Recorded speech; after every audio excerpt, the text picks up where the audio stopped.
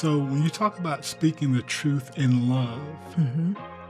do you believe most people really want to be told the truth? So whether you want to hear it or not, it needs to be said. And the spouses or couples need to be able to say that to each other. Are you that desperate to get married that you would really bite your tongue, bite your lip? Because you can't change the other person, right?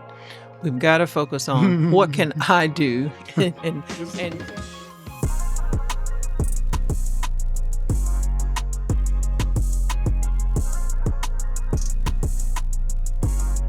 Real communication isn't about saying more, it's about saying what matters in a way that connects. You're listening to Marriage with Jim and Teresa, your weekly guide to better connection, deeper trust, and lasting love. Wherever you are in your relationship, single, dating, engaged, married, happily or unhappily, you've come to the right place.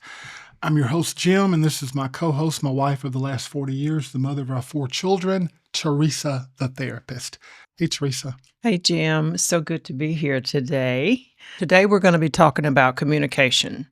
So, whether you are talking to your spouse, a child, a colleague, or even trying to have clear communication with yourself, that dialogue, communication is the bridge. But here's the truth: not all communication connects. So, today we are going to explore what real communication looks like, how it gets lost in translation sometimes, and how to build the skill set that strengthens, not strain your relationship. Hey, Teresa. Uh-huh. You know the biggest problem with communication? No, tell me about it. It's the illusion that it actually took place. Oh, really? You know who said that? No. Well, I just said it. But you know Okay. who originally said it? George Bernard Shaw. Okay, I know him. And that's what we're going to talk about Okay, real communication. and how it goes so horribly wrong. Sometimes it does. So, some real communication is, let's just talk about some things that it is, some foundational truths, I guess, about communication. It is the intentional exchange of thoughts, feelings, and needs that fosters understanding. So, build a trust and it invites connection. Invites connection. Not always that it doesn't happen, but it does invite connection. So here's what happened in Genesis 3 when communication went horribly wrong. Adam and Eve were walking in the garden, the first family, the original first family. Mhm. They're walking in the garden, and look at what happened. Satan, the great deceiver, came up and said to Eve, hey, did God really say? Do you see how he communicated or miscommunicated? Mhm. Did God really say, this is Genesis chapter 3, that you shouldn't eat of any of these trees? And so then Eve responds, and she adds stuff on. No, God didn't say that. He said you could eat of all the trees except this one, which you can't eat of it or even touch it, which that was added on. Mhm. But that's when communication was originally broken. Yes. So now the only way we can fix it, and we talk about the great communicator, Jesus being the great communicator, Mhm. the only way we can fix what got broken in the garden is by following the example of Jesus, the great communicator. So today, hopefully, we're going to share some skills that our audience can learn from you Mhm. in your role as a professional therapist in the counseling room. Mhm. And we're going to bring in the teaching from the master communicator, Jesus. Sounds great. Sounds great. And because of the fall, we do have to be intentional in our communication. Okay, Okay? gotcha. So so real communication isn't just talking, right? It's I not agree. just texting. It's not just being in the same room saying we're fine, because I do hear that sometimes. Did you spend some time together? Or did you communicate? Well, we were in the same room, but you were on your iPads and you were on the phone, so you really weren't being intentional. So it's also about clarity and caring or care working together, to do this. Hey, so speaking of caring, you know what that reminds me of? What? It reminds me of a show we did on communication 11 years ago. Okay. So I went back and I pulled some of those notes out so we could talk about it because I think that it's still relevant today. Okay. So you talked about caring. Mm-hmm. So here are like what I'm going to call 5 standards of successful communication. Okay. And tell me if you want to talk about them all at the same time or if you want to weave them into kind of the things that you want to talk about. All right. But when you said caring, true communication kind of begins with developing or demonstrating that there's genuine concern there. Mhm. You can't effectively talk to your spouse if they don't believe you care.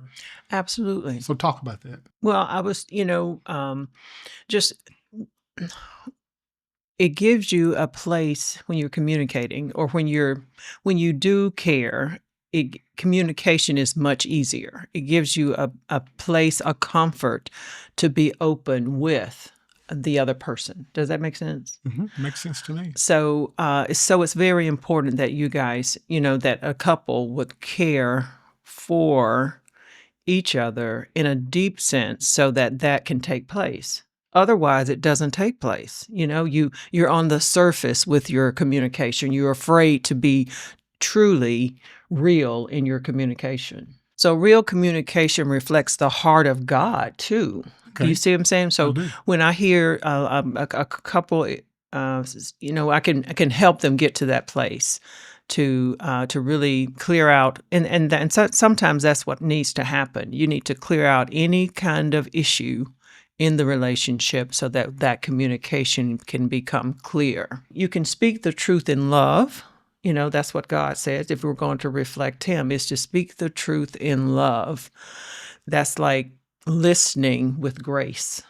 So when I say that, I'm thinking listening with grace, listening with an open ear to say, I want to hear what you have to say because you're important to me.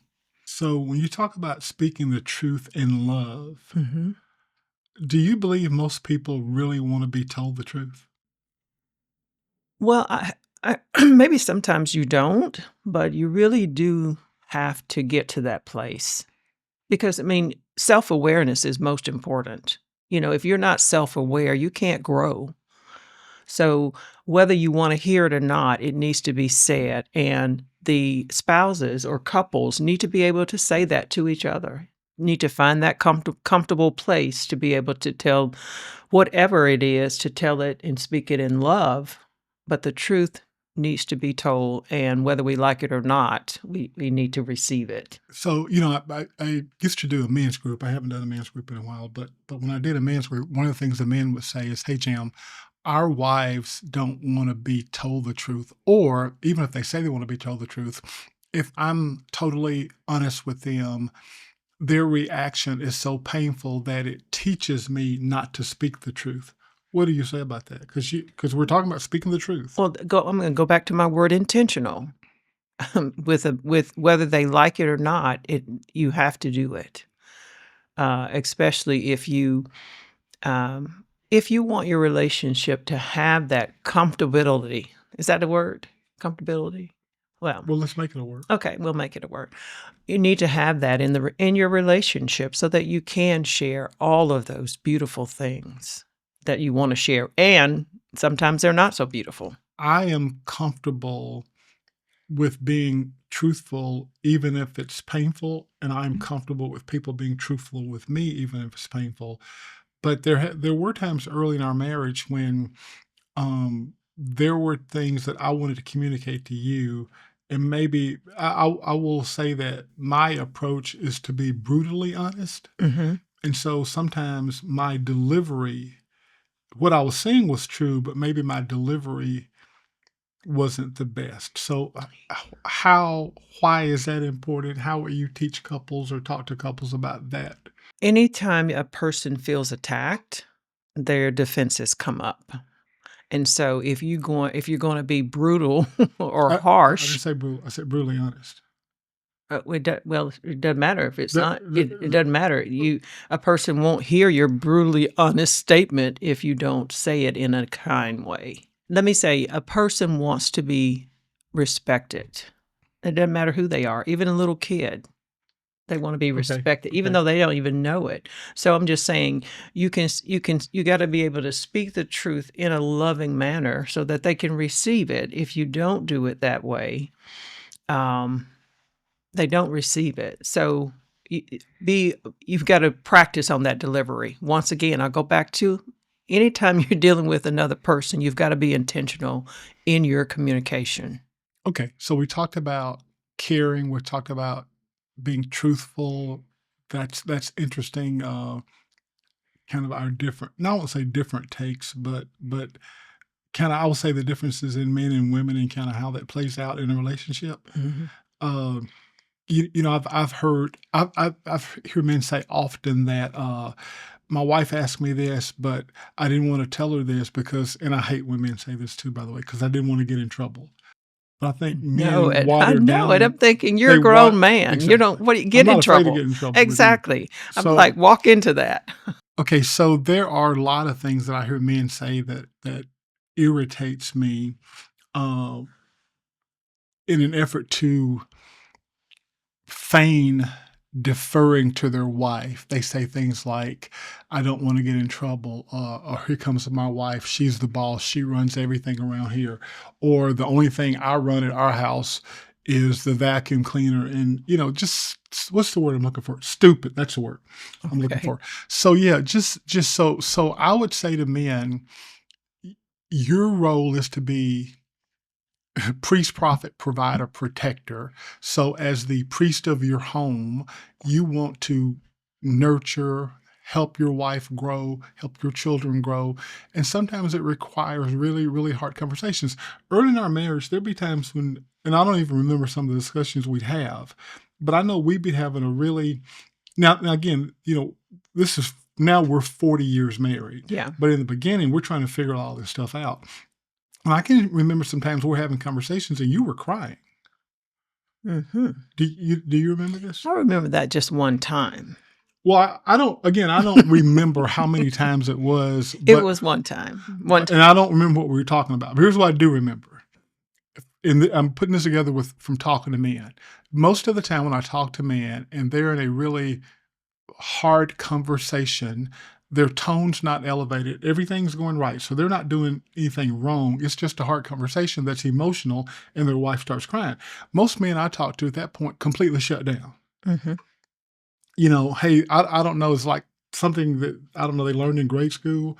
Hey, if a woman starts crying, I mean, I don't know. You don't want your wife to I cry. don't want. However, I mean, she could be triggered by something else. You never know what's going on. You can stop and check in with her, sweetheart. Are you okay? Because we really do need to talk about this. This is important to our relationship.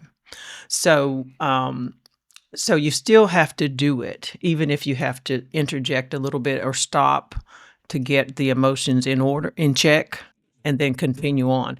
I don't want men, and I encourage men not to back down because then you are feeling regretful or upset about something. So you're giving off energy that she doesn't want anyway. So you might as well address it.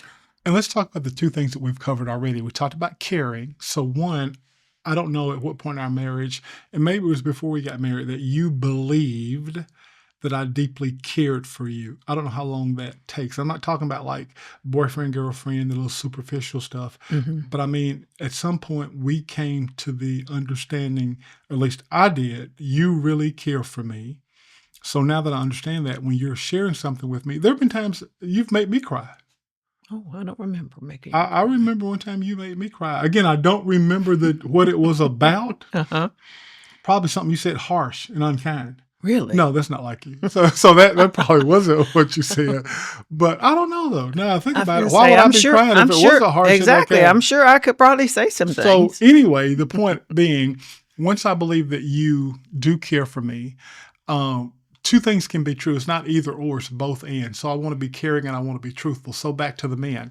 It's your role, it's your responsibility as the priest of your home to nurture, care for your wife, and help your wife grow in areas where she may need to grow in. And the role of the wife would be if he is coming to you is to be able to listen, to be strong enough to say, okay, and to admit if you're doing something, to say, okay, I'm sorry, I didn't know I was doing that, or I'm going to do better. Because why wouldn't you want to do better to make the relationship better? That doesn't it.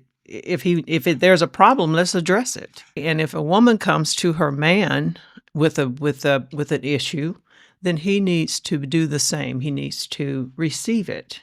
He needs to be strong enough to, and I know a man's ego can be, quite out there.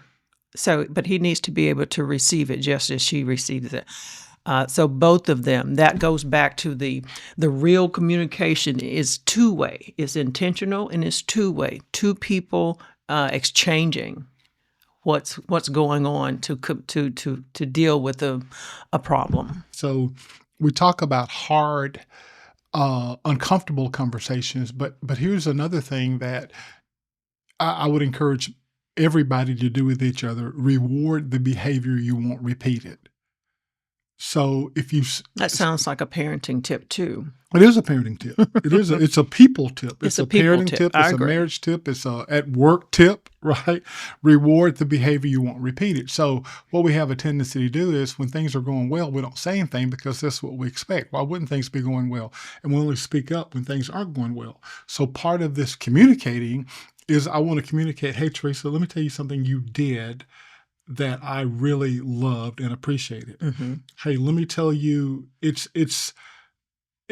a lot of praise intentionally. You used that word earlier because we know that they're going to be hard conversations, but the amount of praise that I've shared and I've showered on you hopefully shows you that I care. Mm-hmm. So now when I come to you with something that's not so praise-like, you receive it better. Right. Does that make sense? Yeah, it does. It does. Okay, what else you got? So I want to bring up a few skill sets that will help build real connection in the relationship. For instance, and I'm saying this because I want them to maybe take note. Okay, so active listening. So what does that really mean? So you're listening to understand. A lot of people will listen to respond, right? So we're not trying to do that. We're trying to listen to truly understand that person. You're not just hearing words. You're tuning in the emotion behind the words, right? Does that make sense? Yeah, I got you. So active listening would mean Mm-hmm. that as you are speaking, I'm not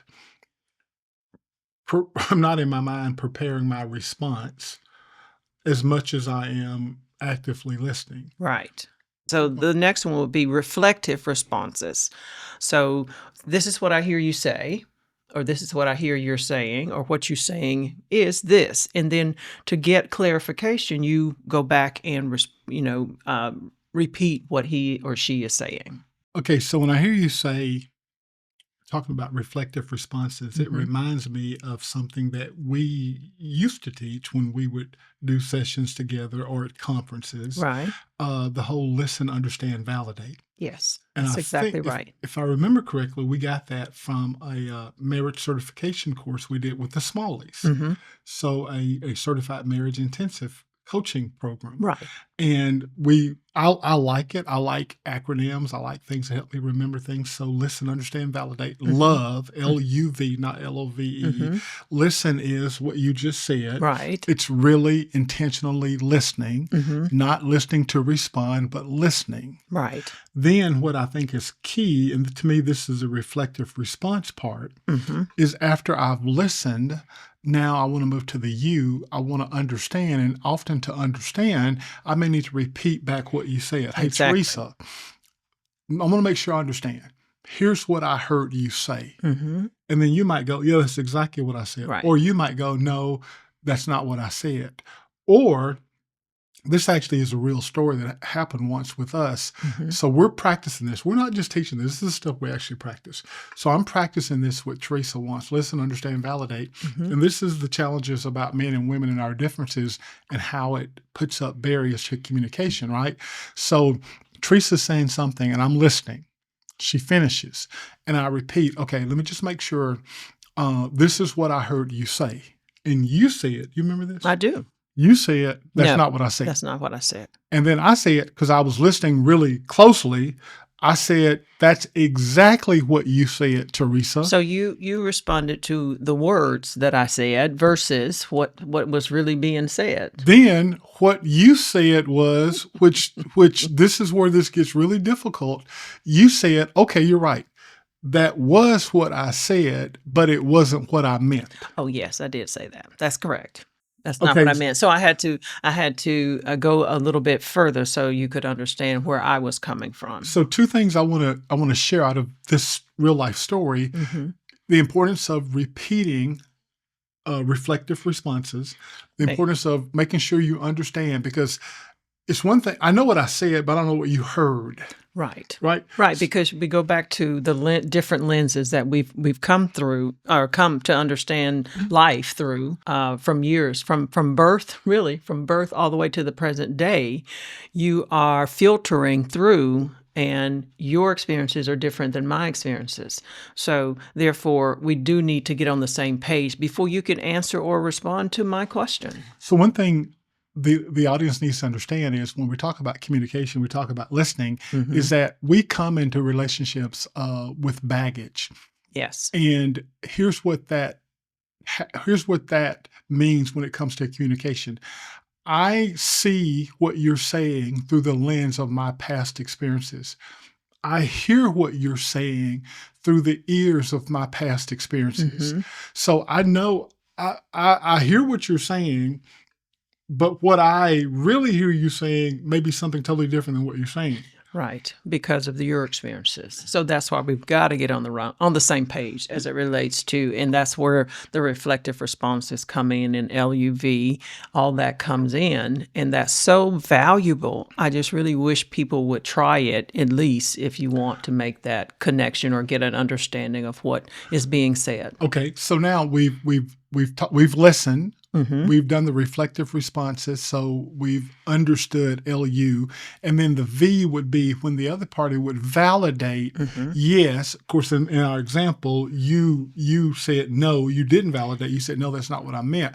But with this back and forth, you're going to listen. Right. You're going to repeat it back to make sure you understood. And then the other person is going to validate. Yeah, that's exactly what I was saying. Mm-hmm. So therefore, the communication is really clear. Right. LUV, listen, understand, validate. So we've done active listening, we've done reflective responses, and now we're going to do the nonverbal awareness. Okay. Okay. So the body language, eye contact, all of that, the tone of voice, that is so important. All of this it speaks louder than words itself. You know, the nonverbal awareness. You see what I'm saying? If I you do see what you're if you saying. come to me and you say really harsh something, then like you say, I'm going to shut down. I'm not going to hear what you say. And it's going to be, okay, why is he speaking to me that way? So it's almost like a disrespect or a you don't care enough about me or something like that. So the nonverbal awareness, the language, how you're looking in my eyes. If you were to touch me softly, then I would say, wow, he cares enough about me to really hear what I'm saying, or he needs to say something to me, whatever, make Okay. that the communication part. So whatever you say, nonverbals, touching you shows that I care. We talked Mhm. about the importance of caring earlier. So Right. I'm about to tell you the truth, Mhm. but I've shown you that I care. And Right. now the way I'm going to tell you the truth is going to be in a manner that's soft, Yeah. which soft isn't my natural state when it comes to having frank conversations. I don't try to be harsh. Right. But you can be if you are elevated in your feelings or whatever, then you're not soft. That's why you have to be careful about that. Making sure that you've come down and making sure this is a good time for us to speak, right? We talked about that once before. Is it the right time? Is it the right tone? Or are we in the right place, the right Are you going to turf? talk about that? Well, you can tell them more Yeah. about that. So You one of the talk. things about uh, great communication skills are using, and we're talking about nonverbal awareness now. Mhm. So it's what are some nonverbals? Although your tone is verbal, it's just some things to be mindful of. Are you using the right tone? Mhm. Is this the right time? Right. So in a relationship, oftentimes you have a person who likes to, let's address this right now. Yes, there is. Yes, because they want to get it out right now. But sometimes if the right tone is not there, this and it's not the right time, you need to give it a little time, step away from it, and then come back so that you can get you can have the real communication. Yeah. So, I mean, very seldom is there a sense of urgency that this has to be discussed right now. Now, I know that you may prefer it be discussed right now, but now may not be the right time. Things may be elevated. So is it the right time? Are you using the right tone? And then we talk about the right turf, meaning is it the right place? Here's an example of how I tend to be, I'll say, more transparent with communicating. I remember a story when you and I were on the way to church years and years ago. And on the way to church, we had an argument. And you remember this story? I do. And I remember one of the things at church, we always sit really close together. We sit really close together everywhere. So, there's no space between us. And I remember we got to church. We were at a new city, new church, we didn't really know a lot of people there. And you leaned over and said, "Hey, put your arm around me," basically like you normally do, or people are going to think you're mad at me. You remember what I said? I do. I am mad at you. Mad at you now. Mad at you when we got here. Maybe mad when we leave. I mean, that's just I don't like faking it. Well, Now is that the wrong turf? I don't like if you and I are having a disagreement. I'm not big on walking into somewhere else like we're all buddy. Now I guess that's a little fake. Yeah, I think it's a little fake. Now I'm not suggesting you air every grievance in public. Exactly. But anyway, so that's an example of communicating, and I guess what you would say was the wrong turf. Well, yeah, I think so. I think it was the wrong thing. It was the wrong place. I mean, I really had kind of let it go. Apparently you hadn't. Yeah. Okay, and this is a good moment to talk about I statements. What does that even mean? Okay, and maybe this is something I learned in my clinical training. Okay. It is saying what you truly feel. I feel. And not blaming, not saying always and never. And remember, we've talked about that before. Certain things you just don't say because a lot of times that's not true. You can't say, you always do this or whatever. And also you're being accusatory when you're doing that. I want us to really focus on the I statements to say, I feel unheard when you say certain things. Okay. And now I know what you're saying. Okay, so I now. didn't know what you were going to say. Okay. So, yeah, what you're saying is, and I remember when I guess you first brought this up to me, so it was something that I learned, is because it's one thing to make accusing statements, you never or you always, or when we're trying to communicate, it's one thing to just, hey, I don't want to hear what you're saying. But something that nobody should be able to disagree with is, I feel like this when you do this, because I can't tell you how to feel. Correct. That's exactly right. And when a person, when a couple, or one of the people in the couple talk about when they say you do this or start to blame. I really would like people to go back and circle back and really focus on them, not trying to focus on the other person, because you can't change the other person, right? We've got to focus on what can I do. And is that a fact? You can't change the other person? Because I think people feel like that. Oh my gosh, people get married all the time, and you say more so than I do. But I remember when I would be in the counseling room with you, we would say, didn't you see this when you were dating?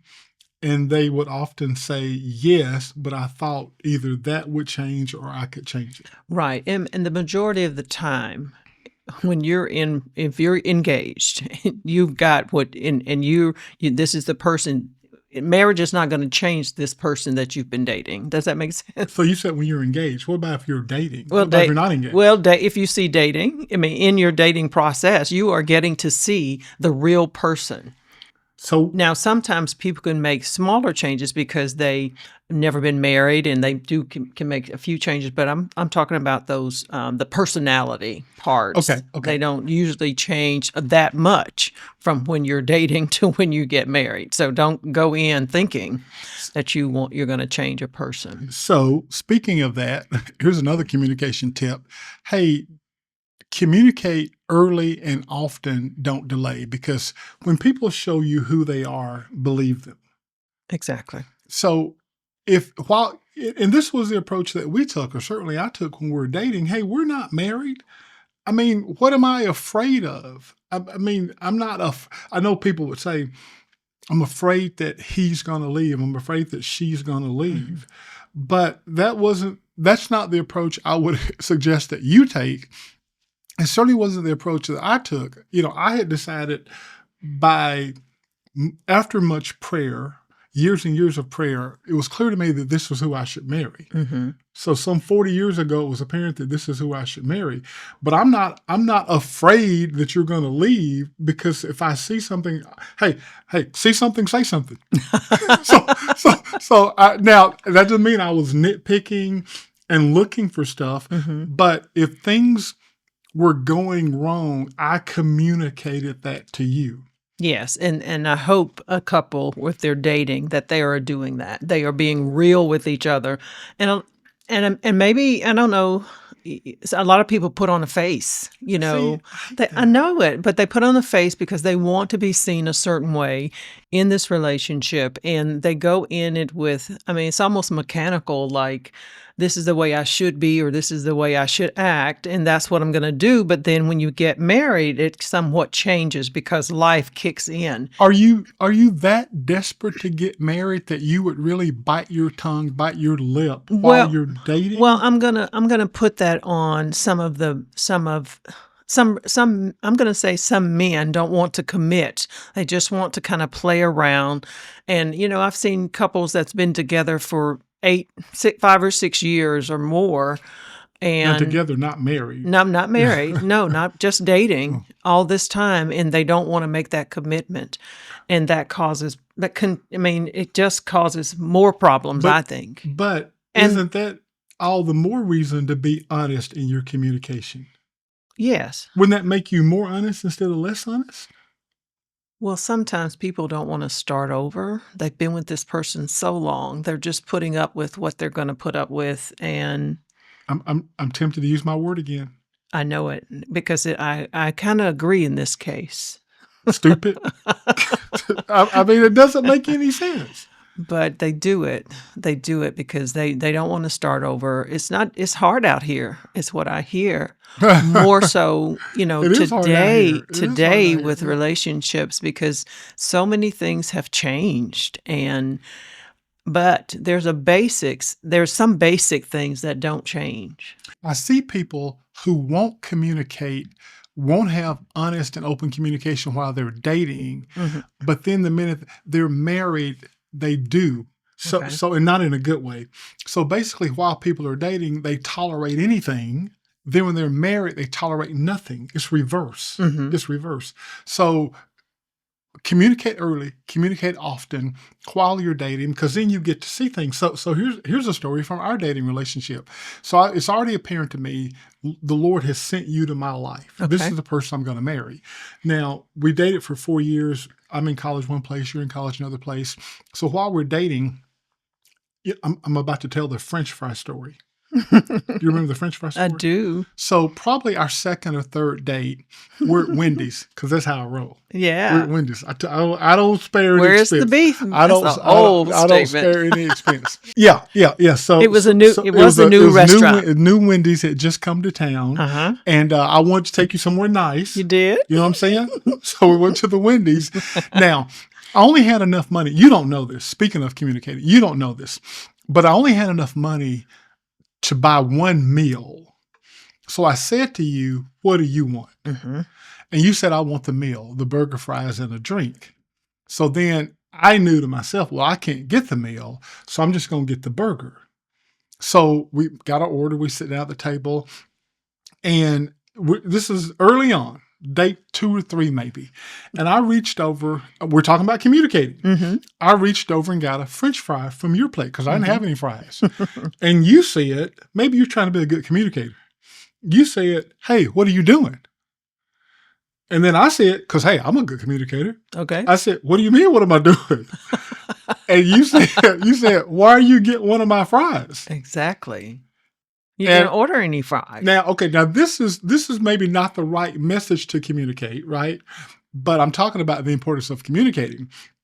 So my response was, hey, I actually bought these fries. We could argue these are my fries. At the very best, they're our fries. Exactly. So I think this was an important conversation in our relationship 44 plus years ago, Mm-hmm. you know, because hey, when people show you who they are, believe them. Is this a woman who won't share? I mean, come on, she won't even share her French fries. How are we going to share a bed? Exactly. So this was a conversation that we had. You know what I'm saying? Mm-hmm. That kind of maybe set the tone for our relationship. Yeah. Yeah. I'm sorry. I apologize No, for that. no. But I'm talking about. I was really, like I say, I had this mindset, you know, I don't know what that And maybe mindset you grew was. up. Maybe you grew up where people didn't share food. So Well, we talked about you eat your food that you got. You don't Is need that to how be. you grew up? Uh-huh. Okay. So see, this is the thing we're talking about. So I don't know how she grew up. Maybe it was taboo at their table to share off somebody else's plate. I don't know. But I do know how I envision us going forward. Mm-hmm. And this is the importance of communicating. Now, here's another key moment in our relationship of communicating. So I have gotten a little bit better, but I used to be really militaristic about being on time. Yes, that's correct. So I'm not as militaristic as I was. But here's another thing, another early on in our date communication story. Mm-hmm. So I got to drive all the way over here. We're from like rural Mississippi, right? So I got to drive all the way over here to pick Teresa up. That's 40 minutes. Then we got to go to town. That's 30 minutes to go to the movie or the Wendy's. Yeah. Then I got to take her back home. I mean, it's a long ordeal. So I'll Isn't that notice. sweet? Wasn't that sweet? Is it sweet? Yeah, that he would take that time to deal with me. So I noticed after a couple of visits, when I would get there, your mom would let me in, and she would say, "Hey, Teresa's getting ready." And so the first couple of times, I don't really know how this works, right? So I'm not saying anything. But about the third visit, back to communicating, this is really bothering me. So what do? Jim, I know what you did. You just didn't say anything. And you just bit your lip. No. And now 40 years later, you're still doing the same thing. No, that ain't what I did. So what I said to you on like our third day, hey, Teresa, we need to talk. Yes, you did. Hey, you not being ready, being late, this is bothering me. Yeah, you did. You said that. This is a problem. I was so in love that. Well, and if you were so in love, you'd have been early. Well, I didn't know that. I didn't know. Like I say, I didn't know it was bothering you. So I'm glad you told me. But from then on, I was on time. Correct. That's true. Yeah. That's true. So I didn't know it was bothering you. So without communicating with me or to me, I wouldn't have known, and I would have kept doing it, and you would be and you would be upset. So back it's to so very important to communicate. We both kind of. I'm not so iron fisted. We can't be late. Although I'm aluminum fisted. I'm still pretty. I'm not. I don't. What I started to do is try to respect that you want to be on time, or you want to be a certain leave a certain time. That's why I always say, what time are we leaving? That way I can be on time. Yeah. So, but I've backed off a little bit. Like the world's going to end if we're late. And then you've gotten better where you're very seldom late. So yes. By communicating, we kind of met in the middle. Not in the middle, but because it wasn't like we're late, because that would be in the middle. We're on time, but I guess here's the difference. If it starts at 7, my own time is 6:45. Okay. And let's say if your own time might have been 7:05. Now we're maybe there at 6:55. I mean that's we're still on time. Yes. Anyway, yes. We're talking about the importance of communicating, especially when there's an issue. Right. Okay. Absolutely. All right. So closing out the I statements. Here's a real simple formula. Here it is. Okay. So I feel with an emotion right there. Okay. When a situation, because, and then give a reason. What I need is you make the request or your desire. Okay. Okay, so you got I it? feel that's the emotion. No, yeah, whatever. Right there would be an emotion. For instance, I feel anxious. Go ahead. Oh, okay. I'll fill it in. Here's an example. I feel anxious when plans change at the last minute because it throws off my schedule. What I need is a little more notice if possible. Correct. So I feel when the situation, fill in the blank situation, because the reason, and then here's what I need from you to help me. Exactly. So I don't know how anybody could be offended at that, right? It's not accusatory. It's not personal. Right. It's really putting the onus on yourself. Hey, Teresa, I feel this when you do this. Here's what you could do. I would ask you to do better to help me feel different. Right. Okay. Absolutely. Okay. And then, I mean, and you can go back and forth with that because maybe he has some statements or she has some statements. Both of you can go back with that. For instance, I get overwhelmed when we argue late at night. Remember, that's not the right time, not the right tone, not the right turf. I feel proud when you take responsibility for your actions. Okay. Okay. I need more time together so I can feel connected. Yes. That's a big one. I feel hurt when I don't feel included in your plans. Yes. Okay. So what do we call, what's your clinical term for this? What are we calling this? We're just calling it I statements. I statements. But the whole idea is that it's not accusatory. It's not It's not blaming. That's the word. Thank you. Hey, this whole clinical thing is really working out for you. It really goes to the real core of a person. That's what it does. When you can say, I feel.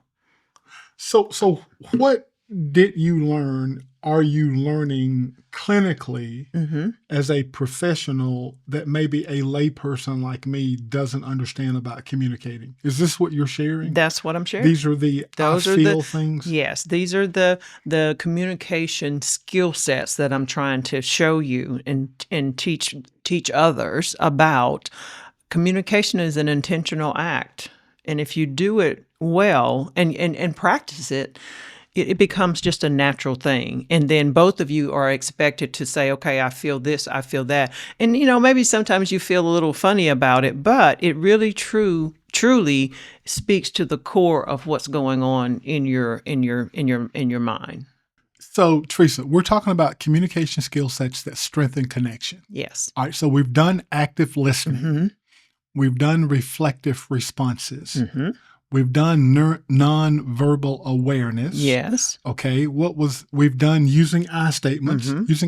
Right. And then the fifth one is, what is it? Clarification and curiosity. So the last one, number 5, is clarification and curiosity. Asking open-ended questions like, here's one. Can you tell me more about how you see it? That could be an open-ended question. So you're inviting, what do you need from me right now? All of that is the clarification and the curiosity. You're getting to know more about a situation. How are you feeling about that situation? All of those are what do we call open-ended questions. Do you find that how are you feeling? Because I think of stereotypically or generically speaking, I think of women being more feeling, men being more, I guess, intentional or more. There's emotion on one side and more logic on the other side. Not to say that they're not enemies, right? Yeah, they're not enemies, and it's not to say that men are not emotional and women are not logical. But here's where I'm going. When I think about your question, how are you really feeling about that? Do you think men respond well to that question? Because maybe men have been taught to suppress feelings, to not open up about feelings. So if a woman asks her fiance, her husband, her partner in a relationship, and the man, how are you feeling about this? How do you think men respond to that? Well, I'm going to say probably the first time they probably won't respond well. They'll probably need to take a little time to think it through Because we've because been taught. yes, I don't think you guys deal with feelings as much as we do. Okay. You don't allow them to come up. I think that's a part of your ego deal that I don't understand too much about. Really? I do. You probably were taught. We don't. What do you mean? What I feel? I don't know. I don't feel nothing because you guys can go into that compartmentalizing mindset and you don't feel anything. You just let it be. Because you remember the mind how the woman might be thinking. She's thinking all kinds of things, and then the man is thinking. You ask the man, "What are you thinking?" And he'll say something like, "Nothing." And he probably isn't because we don't process the same way. I've got a gazillion things going on in my mind, and you can compartmentalize yours, and you're not thinking like I'm thinking. And that's something to be aware of, but it doesn't mean that you can't. That's why real communication is intentional. You have to, especially for the male, even and sometimes for the female, because a lot of females now don't deal so much with feelings. Since we know that men and women are different, we process differently. And since some men may not embrace feelings as well as other men, what do you think about this question instead? So your question was, how are you feeling about that situation? Right. All right. So tell me what your thoughts are on this. Okay. What do you think about that situation?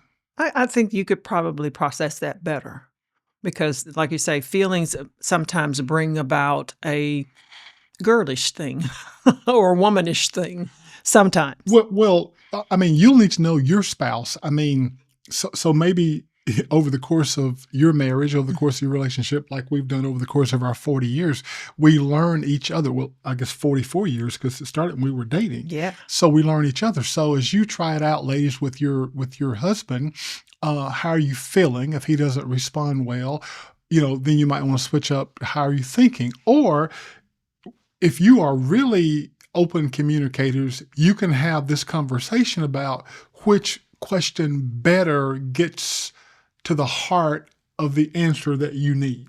Exactly. And see that by doing that, you are inviting connection. It's going to happen. And that is so important in dealing with just real communication. It really is. You know what this requires? I don't know if this is one of the things that you want to talk about or you plan on talking about, but you know what I'm seeing that really communication that inspires connection, which is what we're talking about. You know what it really requires? Is this one of your words?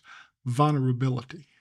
Okay. Is that one of Yes. the things you got down? I don't have that down, but that's a good word. Do you know what I'm saying? So we've said intentionality and we talked about vulnerability. we've I can't talked- say that word. We've Say talked it. about caring. We've talked about being truthful, but being vulnerable is wow.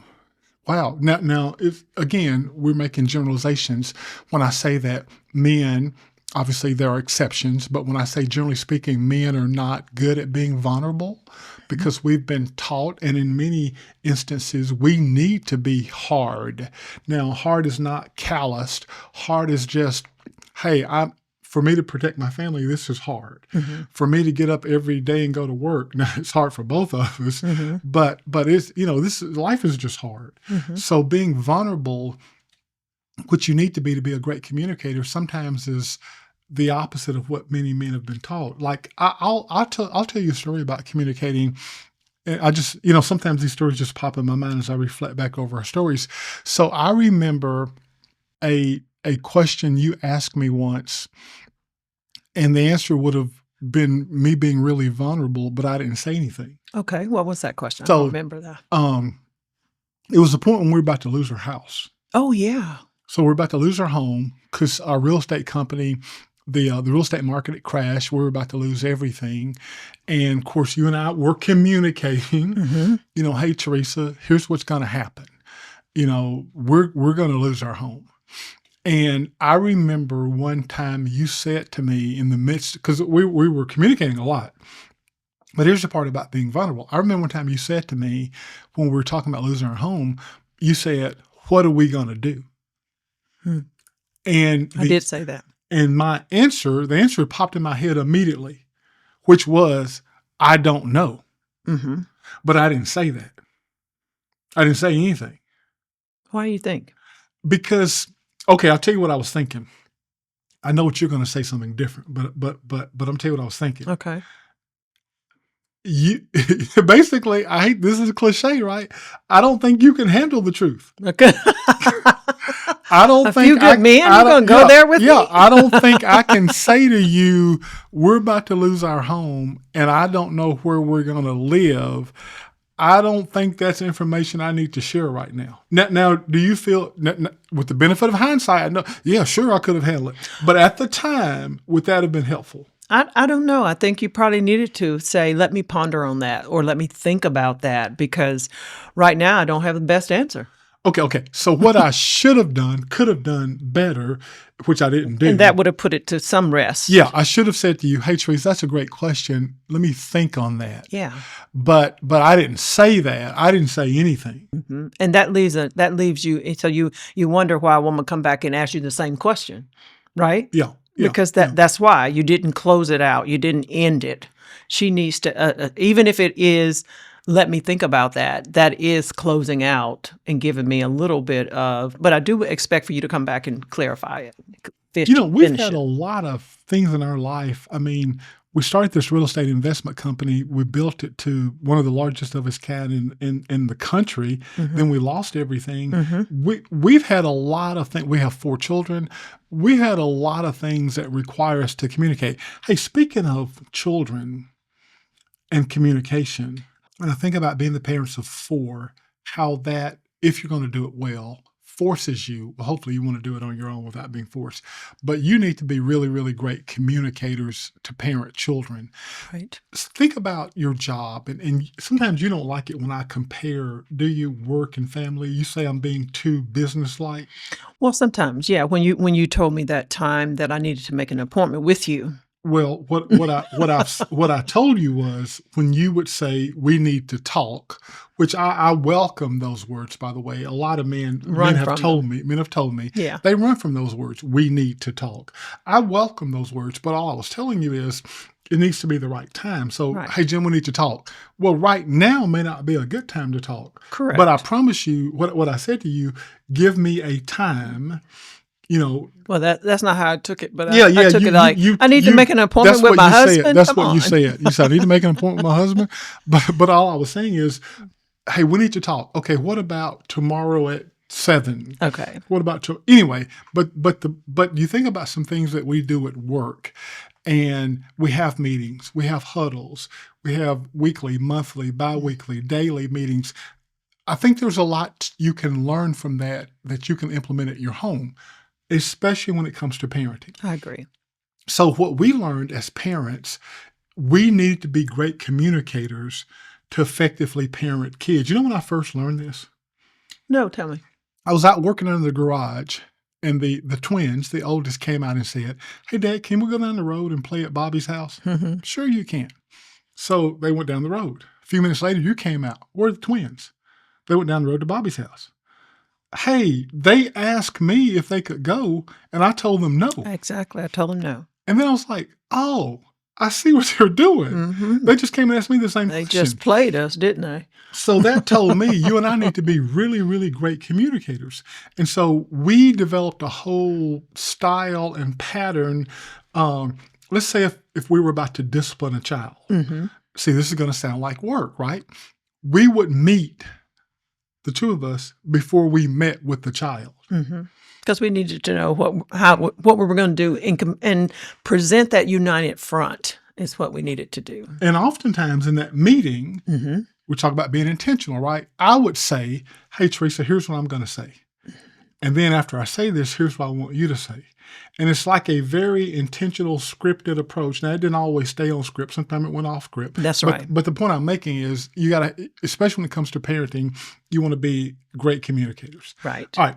So we've shared a lot, we hope, that are helpful, practical, very useful tools that you can take and apply and make your relationship better. So why don't we summarize this episode, Teresa? What would you share in summary? So here are 3 things I want you to take away from what we've talked about today. Number 1, listening is more important than talking. People want to be heard, not hurried. Okay? All right. Number 2. Okay. I'll let you do that one. Tone and body language speak louder than words. Let me just mull that over. Tone and body language speak louder than words. What people want is emotional safety, not just clarity. Right. So that makes sense to me. I'm not sure I understood this until now, to tell you the Really? truth. Yeah. So people want emotional safety, not just clarity. I guess I tend to kind of default, this is an emotionally safe space, so let me just focus on the clarity part. Mm-hmm. Okay, all right. Number 3. And number 3, real communication require, which we said earlier, vulnerability and courage. Okay, I didn't think about that. What people want is to be known and accepted, flaws and all. Mm-hmm. So That wow. is so important. Accept it, flaws and all. That's Wow. So real communication requires vulnerability and courage. Yeah. So that's, and again, speaking to the man for just a second, that's what I see lacking with a lot of men. And I guess I've never thought about it in terms of courage, but yeah, that's just what it amounts to. Having the relationship courage to speak the truth, using all the tools that we've taught you, the right tone, the right time, the right turf, listening to understand, not to reply. Mhm. But yeah, real communication requires vulnerability and courage. Yeah. So that's our show.